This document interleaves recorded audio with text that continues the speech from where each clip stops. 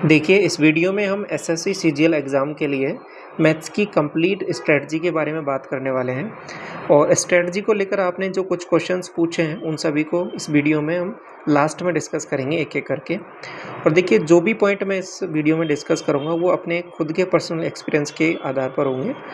तो सारी चीज़ें एक-एक करके डिस्कस करते हैं। तो देखिए, सबसे पहले अपने आप से फाइंड आउट कीजिए आपको कि आपने अपना सिलेबस कंप्लीट किया है या नहीं है। यदि आपका सिलेबस अभी भी पेंडिंग है तो सबसे पहला टारगेट ये है कि जितने भी चैप्टर्स हैं आपके पास मैथ्स में वो सारे टॉपिक्स आपको कवर कर लेने हैं, ठीक है। सभी चैप्टर्स का पूरा एक आइडिया ले लेना है। अब वो चाहे परसेंटेज हो, प्रॉफिट एंड लॉस हो, सारे सिलेबस आपका कवर हो गया है, पहला टारगेट। अगर सिलेबस कवर नहीं हुआ है तो जिस भी टीचर को आप चाहे फॉलो करते हो, यूट्यूब से करते हो या फिर आप कोई ऑफलाइन क्लासेस ले रहे हो, तो वहाँ से एक बार आपका टारगेट यही है कि पहले पूरा सिलेबस आपको कंप्लीट कर लेना है टीचर के थ्रू, ठीक है। दूसरा, जिनका पहले से थोड़ा सा बैकग्राउंड है मैथ्स का और थोड़ी बहुत कमी है उनको, तो वो थोड़ा सा ऐसा कर सकते हैं, कुछ क्रैश कोर्स रिगार्डिंग कुछ ऐसा कवर कर सकते हो। इसके रिगार्डिंग मैंने मैथ्स फाउंडेशन बैच भी एक कवर कराया हुआ है चैनल पे, तो उसको भी एक बार देख सकते हो। अगर आपको वो ठीक लगती है वहाँ पे क्लासेस, तो उनको आप अटेंड कर सकते हो, ठीक है। बाकी जिस भी टीचर से आप कर रहे हो वहाँ से आप कंप्लीट कर लो आप अपना सिलेबस एक बार। दूसरा पॉइंट क्या है कि उसके बाद में स्टार्ट होती है चीज़ें। यहाँ से सिलेबस आपका कंप्लीट हो चुका है तो फिर उसके बाद में जो प्रैक्टिस करनी है वो करनी है आपको मॉक टेस्ट के थ्रू। अब ये नहीं है कि आप बार बार जो आपने कर लिया एक बार सिलेबस, उसके बाद में बार आप उसी चीज़ों को बार कर रहे हो। दोबारा आपको आना है मॉक टेस्ट पे। और मॉक टेस्ट में भी दो चीज़ें हैं। एक तो होते हैं कि क्वेश्चंस वो खुद से बनाते हैं। कोई भी आप टेस्ट सीरीज़ लोगे तो उसमें एक टेस्ट सीरीज़ होती है, उसमें क्वेश्चंस वो खुद बनाते हैं। एक होते हैं प्रीवियस ईयर में जो क्वेश्चन पूछे गए उनके बेस पे वो एक मॉक टेस्ट रेडी करते हैं। तो सबसे पहला टारगेट आपका ये रहना है कि जो PYQs में क्वेश्चन पूछे गए एग्जैक्ट शिफ्ट वाइज जो पेपर्स हैं, तो वो पहले आपको टारगेट करने हैं, वो पहले कंप्लीट करने हैं। तो इसमें मैं बात करूँगा जैसे कहाँ से स्टार्ट करना है। आपको पहले करना है उल्टा करना है, इस तरीके से। पहले CGL 23 के जैसे 39 शिफ्ट हैं। CGL 22 में जैसे आपके पास यहाँ पे 40 शिफ्ट हैं और CGL 21 इसमें अराउंड 21 ही शिफ्ट है। तो इस तरीके से आपको चीज़ें करनी है। और 20 इसमें आपके पास यहाँ पे शायद 18 शिफ्ट है। एक बार डाटा एक बार देख लेना, ये करेक्ट है। तो स्टार्ट ऐसे करना है कि पहले टारगेट आपको ये 39 शिफ्ट कवर करनी है, फिर 40 ये वाली, और फिर पीछे की तरफ जाना है इस तरीके से। ये कवर हो गया, फिर ये, इस तरीके से आपको कवर करना है। तो ये बीच में आपको क्या करना है कि इसके अलावा साथ में बीच में कोई जो अलग से वो टेस्ट बनाते हैं उसको आप अटेंड कर सकते हो, लेकिन जो उसकी फ्रीक्वेंसी रहेगी वो इस तरीके से रखना है। जैसे आप मान लो पूरे वीक में 7 टेस्ट लगाते हो, 7 टेस्ट में थे मोस्ट ऑफ द टेस्ट है ना वो प्रीवियस ईयर क्यूज, मतलब मिनिमम 5 टेस्ट आपको प्रीवियस ईयर वाले लगाने और 1 या 2 टेस्ट आपको थोड़ा सा अलग क्वेश्चंस की वैरायटी देखने के लिए आप जो मॉक टेस्ट रेडी करते हैं वो टेस्ट सीरीज वाले, तो वहाँ से आप लगा सकते हो। तो ये चीज़ें समझ में आ गई आपको। और दूसरी चीज़, अब इस मॉक टेस्ट को एनालिसिस कैसे करना है इसके रिगार्डिंग तो एक पूरा कंप्लीट वीडियो हम अलग से भी डिस्कस करेंगे, तो वहाँ पे आपको चीज़ें और अच्छे से क्लियर हो जाएंगी। लेकिन इसमें ध्यान यही रखना है, थोड़ी सी चीज़ें मैं ब्रीफ में यहाँ पे पहले बता देता हूँ आपको कि कुछ भी क्वेश्चन जो आपके गलत होते हैं, मॉक टेस्ट आपने लगाया, मॉक टेस्ट में पूरा मॉक टेस्ट लगाना है आपको, ठीक है, पूरा 100 क्वेश्चन का 60 मिनट में। तो ये जो मॉक टेस्ट लगाया उसमें जो भी क्वेश्चन आपसे गलत हुए उनको सबसे पहले खुद से ही ट्राई करके देखना है। मतलब ऐसा नहीं कि डायरेक्ट उसका सॉल्यूशन नीचे आपको दिख जाएगा तुरंत, वो नहीं करना। क्वेश्चंस को पहले खुद से ट्राई करना है, या किसी क्वेश्चन पे आपको ज़्यादा टाइम लगा था उस क्वेश्चन को भी खुद से ट्राई करना है। 2-3 बार ट्राई करना है, हो रहा है नहीं हो रहा है, अगर हो गया था कुछ गलत हुआ था, मिस्टेक हुआ, कैलकुलेशन कुछ भी रीजन हुआ, उसको पूरा देखना है। जो क्वेश्चन ठीक हो गए, टाइमली हो गए, उनको आप स्किप कर सकते हो, उनको देखने की आवश्यकता नहीं है। लेकिन जो क्वेश्चन गलत हुआ है उसको थोड़ा सा फोकस होके देखना है। और ये चीज़ आपको हमेशा ध्यान रखनी है कि ये क्वेश्चन अभी गलत हुआ है, तो अगर ये सेम क्वेश्चन अगली शिफ्ट में दोबारा रिपीट हो तो फिर ये गलत नहीं होना चाहिए। अगर ये वाली चीज़ को आप मानते हुए करोगे ना, आपको देखोगे कुछ टाइम के बाद में, जैसे आप 30 से 40 पेपर लगा लोगे तो चीज़ें वही हैं, सिमिलर सी चीज़ें हैं, वही हैं, वो चीज़ें क्या है बार रिपीट हो रही है। तो आपका जो स्कोर है ना, जो एक टाइम पे अटक गया है, वो धीरे धीरे बढ़ने लग जाएगा। तो ये बहुत ज़्यादा इंपॉर्टेंट चीज़ है जो आपको समझनी है। प्रीवियस ईयर के क्वेश्चंस की जो सीरीज़ है वो आपको कंप्लीट कर लेनी है। 23 के हो गया, फिर 22 का, फिर 21 का, इस तरीके से। अब दूसरा, अब एनालिसिस जो कर रहे हो आप, उसमें कुछ क्वेश्चंस ऐसे होंगे आपके पास जो नए कंसेप्ट पे क्वेश्चन पूछे गए होंगे। नए कंसेप्ट पे जैसे मान लो आपने एक बार सिलेबस कंप्लीट किया था, तो अब यहाँ पर आप जब इनको प्रैक्टिस करोगे क्वेश्चंस को, तो आपको पता लगेगा कि आपको कौन सा चैप्टर में आपको अभी दिक्कत है। जैसे आपको प्रॉफिट एंड लॉस में कुछ सवाल हैं अभी भी, मतलब ज़्यादातर फ्रिक्वेंसी ऐसी हो रही है, कुछ सवाल छूट जा रहे हैं या फिर लैंग्वेज उनकी समझ में नहीं आ रही है, प्रॉफिट एंड लॉस के सवाल हैं। तो फिर आपको क्या करना है, ये एनालिसिस किया आपने, फिर दोबारा प्रॉफिट एंड लॉस चैप्टर पे जाना, उसको दोबारा देखना है थोड़ा सा अच्छे से उस चैप्टर को। तो वो चीज़ें आपको पता कहाँ से लगेंगी, वो पता तभी लगेंगी जब आपने एक बार ये सिलेबस कंप्लीट कर लिया है। अगर सिलेबस ही कंप्लीट नहीं किया, डायरेक्ट टेस्ट लगा रहे हो, तो भी कुछ समझ में नहीं आया, क्योंकि पूरा पेपर ही फिर नहीं होगा आपसे। एक बार सिलेबस हो गया, फिर आप पेपर लगा रहे हो, और फिर पेपर में फिर क्वेश्चन आपसे छूट रहे हैं, क्योंकि आपने चैप्टर पढ़ा हुआ है। आपने जैसे इंस्टॉलमेंट वाले सवाल पढ़ रखे हैं यहाँ पे, और ये यहाँ पे आपको एग्जाम में आया, इंस्टॉलमेंट वाला सवाल आपसे नहीं हो रहा, तो मतलब अभी आपके इस चैप्टर में कमी है। तो इंस्टॉलमेंट वाले चैप्टर को देखना है दोबारा, यूट्यूब पे सर्च करो, उस पर्टिकुलर टॉपिक को सर्च करो, उसके रिगार्डिंग जो क्लास है आधे घंटे की, 45 मिनट की, जितनी भी क्लास है उसको एक बार कंप्लीट करो, और फिर उसके बाद में उस चैप्टर को आगे बढ़ो। ठीक है। देखिए अगला पॉइंट है आपका कैलकुलेशन का। तो देखिए कैलकुलेशन के रिगार्डिंग एसएससी एग्ज़ाम में आपको बहुत कुछ ज़्यादा मेथड सीखने की आवश्यकता नहीं है। कुछ बेसिक चीज़ें हैं जो आपको आनी चाहिए एग्ज़ाम में, जैसे अप्रोक्सीमेशन हो गया, यूनिट डिजिट हो गया, वैल्यू पुटिंग। तो ये सारी चीज़ें आप जब क्वेश्चंस में अप्लाई करोगे, तो आपका क्वेश्चन कंपेरेटिवली थोड़ा सा जल्दी होने लग जाएंगे। ठीक है, कुछ क्वेश्चंस में ये चीज़ें काम करती हैं आपके पास। तो इसके लिए आपको ऐसा नहीं है कि बहुत सारे नए नए मेथड सीखने हैं, उनके बिना भी आप पेपर्स को ईजिली कर सकते हो। ठीक है, तो इतना ज़्यादा रोल नहीं है कैलकुलेशन का एसएससी एग्ज़ाम में खास तौर पर। लेकिन हाँ, कुछ चीज़ें हैं, जैसे ये चीज़ें आपको थोड़ी सी आनी चाहिए, तो चीज़ें थोड़ी सी आसान हो जाएंगी। बाकी बेसिक से भी आप इन चीज़ों को कर सकते हो यहाँ पे कवर। तो आई होप यहाँ पे मोस्ट ऑफ द चीज़ें हमने कवर कर ली हैं। फिर भी कोई क्वेश्चंस या कुछ क्वेरी रह जाती है तो उनको हम अलग से डिस्कस कर लेंगे।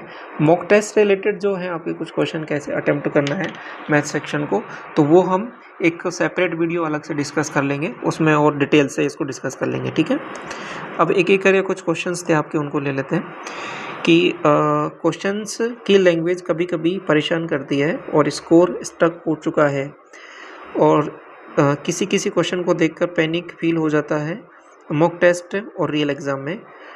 तो देखिए इसमें क्या मामला है कि क्वेश्चंस की लैंग्वेज का मतलब क्या है कि जैसे पहली बार आपने कुछ उस क्वेश्चंस को पढ़ रहे हो, जैसे कुछ क्वेश्चंस में क्या होता है, लैंग्वेज कुछ अच्छा पूछते हैं सवाल, तो पहली बार उस क्वेश्चन को पढ़ रहे हो आप, तो हो सकता है आपको हो, लेकिन आप बार बार उन क्वेश्चंस को प्रीवियस ईयर में जो पूछे गए उनको आप एक बार कर लोगे, जैसे पहली बार आपने पेपर अटेम्प्ट किया और अगेन वही सेम क्वेश्चन आपको दोबारा कहीं अगले पेपर में दिखेगा, तो आप कंपेरेटिवली उस क्वेश्चन को पढ़ने के बजाय उस क्वेश्चन के डिजिट पे देखोगे कि इसमें ये डिजिट है, ये डिजिट है, ये है, और फिर डायरेक्ट आप सॉल्व करने लग जाओगे। तो जो समझने का जो टाइम है ना आपको उस क्वेश्चन को, वो कंपेरेटिवली कम हो जाएगा। क्यों? क्योंकि आप उसको पहले क्वेश्चन को कर चुके हो। तो ये वाली चीज़ कैसे सॉर्ट आउट होगी, आपको ज़्यादा से ज़्यादा प्रीवियस ईयर के क्वेश्चन लगाने हैं। ठीक है, प्रीवियस ईयर के क्वेश्चन ज़्यादा से ज़्यादा लगाने, तो ये सारी चीज़ें आपके यहाँ पे ख़त्म हो जाएंगी, और क्वेश्चंस को देखकर पैनिक फील हो जाता हूँ मॉक टेस्ट में, रियल एग्जाम में, तो ये सारी चीज़ें यहाँ से सॉल्व हो जाएंगी। ये पॉइंट आपका क्लियर हो गया। आगे क्या पूछा है कि मेरा सजेशन ये है कि आप एक वीडियो मॉक के ऊपर भी लाएं। बिल्कुल ठीक है, इसको हम अलग से भी डिस्कस कर लेंगे मैथ्स के ऊपर, कि मैथ्स को एक्चुअल मॉक या एग्ज़ाम में अटेम्प्ट कैसे करें, कब क्वेश्चन स्किप करना है होता है, और कब उस पर एक्स्ट्रा टाइम देना होता है या नहीं। देखो ये चीज़ें क्या है कि जब आप प्रीवियस ईयर के जब पेपर लगाओगे ना बार बार, तो आप एक चीज़ फील करोगे उसमें कि क्वेश्चंस आपको आ रहा है, तो आप समझ जाओगे कि इसका कंसेप्ट आपको आता है, क्वेश्चंस आपने पहले पढ़ा हुआ है, तो आपको इसको करना है। ठीक है, समझ जाओगे। कुछ क्वेश्चन में थोड़ी बहुत इधर उधर की मिस्टेक हो रही है कुछ कैलकुलेशन की वजह से, तो आप समझ जाओगे ज़्यादा टाइम लग रहा है तो आगे बढ़ जाता हूँ, वो छोड़ के आगे बढ़ जाओगे। लेकिन अगर क्वेश्चन से कुछ नया सा आ गया, उसने आपने कहीं पहले देखा ही नहीं है, तो सिंपल सी बात है, उसको पहले अटेम्प्ट में नहीं करना, उसको छोड़ के, लैंग्वेज कुछ अलग है, समझ में नहीं आ रहा है, तो उसको छोड़ के आगे बढ़ जाना है। सिंपल सी बात है, इसमें बढ़ना ही है आगे, क्योंकि उसमें आप टाइम गवाओगे तो कुछ क्वेश्चंस जो आपको आते हुए हैं, आसान से सवाल है, वो आपके लास्ट में छूट जाएंगे उस टाइम की वजह से। तो ये सारी चीज़ें हैं वो करनी है। कौन सी वाली? स्किपिंग वाली। ये देखो ऐसे नहीं आएगी जैसे मैं बोल दे रहा हूँ क्वेश्चन छोड़ छोड़ के आपको करना है और आप भी इसको सुन रहे हो और मान रहे हो। इसको ये कैसे आएगा, जब आप ज़्यादा से ज़्यादा जैसे आप प्रैक्टिस करोगे। अब मिनिमम 100 पेपर्स आपने लगा लिए। देखो मैं अपने प्रिपरेशन के दौरान आपको बता देता हूँ, कम से कम मैंने अराउंड आप मानोगे नहीं 150 प्लस मॉक टेस्ट लगाए हुए हैं प्रीवियस ईयर वाले। जितने भी आपके जो पेपर्स हैं ना, ये आप 21 वाले ले लो, 20 वाले ले लो, 19 वाले ले लो, ये सारे मैंने लगा रखे हैं, ठीक है। अपने प्रिपरेशन के फेज़ के दौरान मैंने सारे पेपर्स लगाए थे। तो इसलिए मैं कह रहा हूँ कि जो सारे शिफ्ट आप लगा लोगे CGL CHSL, तो फिर आपके पास क्वेश्चन बचेगा कहाँ। फिर आपको ये चीज़ें तो आएंगी ही नहीं कि कौन सा क्वेश्चन छोड़ना है, कौन से क्वेश्चन पे आपको ज़्यादा टाइम देना है। वो इतनी सारी चीज़ें आसान हो जाएंगी आपको कि हाँ ये आता है, ये करना है, ये नहीं आता है, इसको छोड़ना है, आगे बढ़ जाना है। तो ये बात यहाँ से होगी क्लियर। आप ज़्यादा से ज़्यादा कितने क्वेश्चन लगाओगे। आगे बोला कि मैं अपनी सिचुएशन बताता हूँ कि मेरे को 22 से 23 क्वेश्चन हर मॉक में मोस्टली आते हैं, बट सिली मिस्टेक की वजह से 2-3 गलत होते हैं और स्कोर मेरा इतने पर है। देखो ये चीज़ तो है कि आपकी एक प्रिपरेशन हो जाती है ना, आपने बहुत सारी चीज़ें पढ़ ली हैं, उसके बाद में आपका स्कोर है वो यहाँ पे आके स्टक हो जाता है, ठीक है।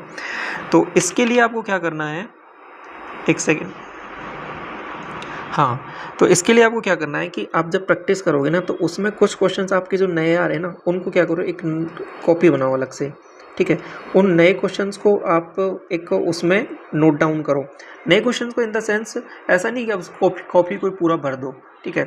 उन क्वेश्चंस को समझ लो, और कुछ क्वेश्चन कंसेप्ट ऐसा है जो बिल्कुल ही नया सा आपको लगा, लेकिन वो प्रीवियस ईयर की बात कर रहा हूँ मैं केवल और केवल।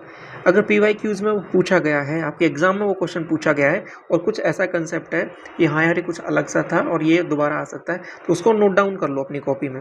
या कोई फॉर्मूला है जो आपको पहले नहीं आता था और अभी आपको पता लगा, तो उसको नोट डाउन कर लो, ठीक है। तो वो सारी चीज़ें नोट डाउन कर लो, तो उस कॉपी में कुछ पेजेस आपके भर जाएंगे, तो उनको टाइमली रिवीजन करते रहो। तो वो आपके पॉइंट्स हैं जहाँ पे चीज़ें आपकी कम आती हैं, उनको आपको रिवीजन बार बार करना है, और बाकी चीज़ें तो आप आसानी से कर ले रहे हो। तो वो वाली चीज़ें यहाँ से, वो 2-3 क्वेश्चन का जो आपका फासला है ना, वहाँ से। और दूसरा जो रही सिली मिस्टेक की बात, सिली मिस्टेक किस वजह से हो रही है, कैलकुलेशन की वजह से हो रही है, या फिर क्वेश्चंस में कुछ पढ़ने की वजह से उसको कुछ गलत समझ ले रहे हो, तो वो कैसे दूर होंगी, वो केवल और केवल उसी प्रैक्टिस से होंगी, जो आप बार बार प्रैक्टिस कर रहे हो ना। अभी आपने क्या है कि मॉक टेस्ट लगाए ना, वो कितने लगाए होंगे, 15-20 लगाए होंगे, 20-30 लगाए होंगे। लेकिन जब आप ये जो मॉक टेस्ट है आपके पास 70 to 80 हो जाएंगे, ठीक है, और आपके पास ये 80 अबव हो जाएंगे, 100 अबव हो जाएंगे, फिर आपको ये जो चीज़ है ना, ये वाली सिली मिस्टेक वाली, ये हट जाएगी, ठीक है। फिर आपको पता लग जाएगा आपकी गलतियाँ कहाँ होती हैं। आप कैलकुलेशन में आप लास्ट लाइन पढ़े बिना उसका आंसर टिक कर देते हो, या फिर आप उसमें आपने पूरा सॉल्व नहीं किया, उसमें आपने उसको कुछ गलत समझ लिया था, सवाल में कुछ और बोला था। तो ये सारी चीज़ें जब आप उसको पेपर से लगाते आपको प्रैक्टिस में आते ये चीज़ें समझ में आ जानी है। तो यही चीज़ें हमको करनी है उसके एनालिसिस में।